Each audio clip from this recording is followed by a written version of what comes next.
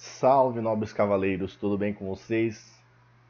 Bom, nesse vídeo eu gostaria de iniciar com essas palavras. Ó Deus, que nos alegrais com a comemoração de Santa Joana d'Arc, concedei que sejamos ajudados pelos seus méritos e iluminados pelos seus exemplos de castidade e fraqueza e fortaleza.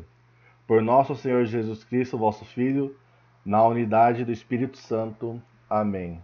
Bom, então hoje vamos falar dela, a mulher guerreira, a santa da Igreja Católica, Santa Joana d'Arc. Aproveitando esse dia em especial que se comemora o Dia Internacional da Mulher, vamos aqui dar um exemplo de mulher que não ficou de mimimi aí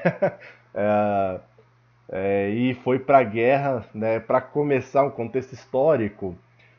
Após a morte de Felipe IV Belo, né, com as previsões aí do nosso querido Jacques de Molay, você teve uma série de herdeiros do trono francês que acabaram morrendo muito cedo. E isso acabou criando uma disputa no trono francês, no qual tinha um herdeiro francês que era legítimo, mas o rei da Inglaterra também ele era legítimo ao trono. Então isso se criou um conflito que a gente chama de Guerra dos 100 Anos. E Joana d'Arc ela está inserida nesse contexto. Tá? Então Joana d'Arc ela nasceu em 1412, né, no vilarejo de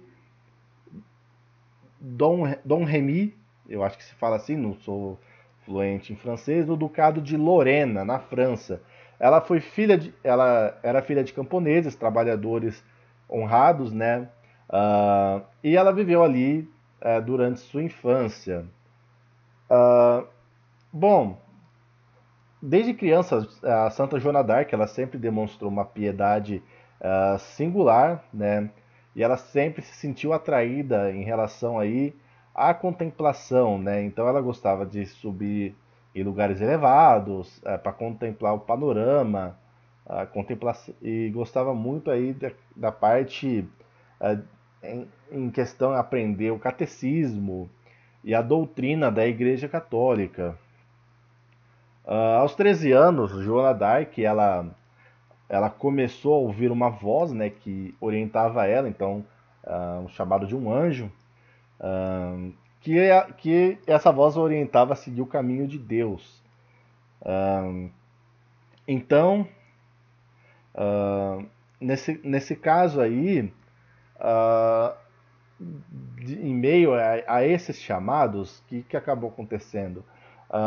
Uma desses chamados foi que ela se apresentasse ao herdeiro do trono francês para guiar aí um exército.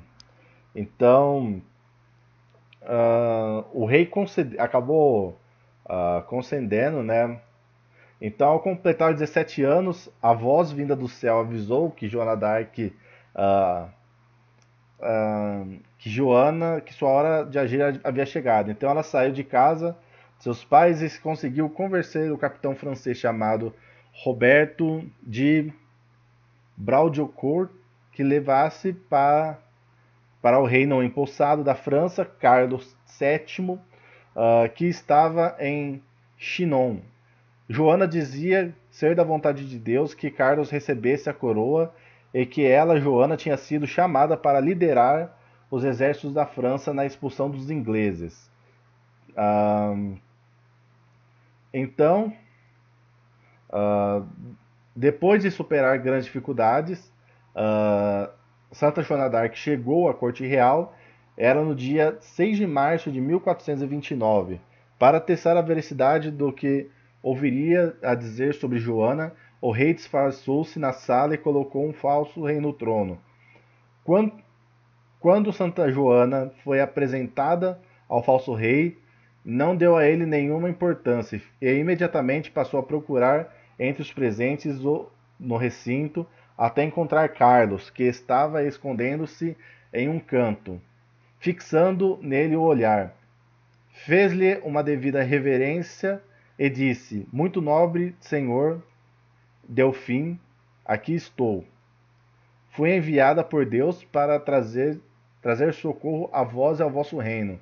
Todos os presentes ficaram assombrados com a e aclamaram calorosamente a jovem Santa Joana.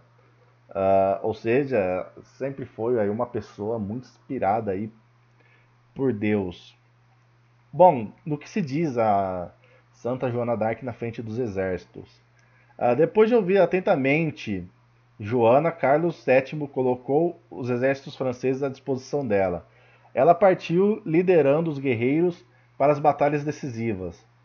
A presença de Santa Joana, virgem cheia de inocência, ah, sabedoria e força, impunha grande respeito e dava novo ânimo aos soldados.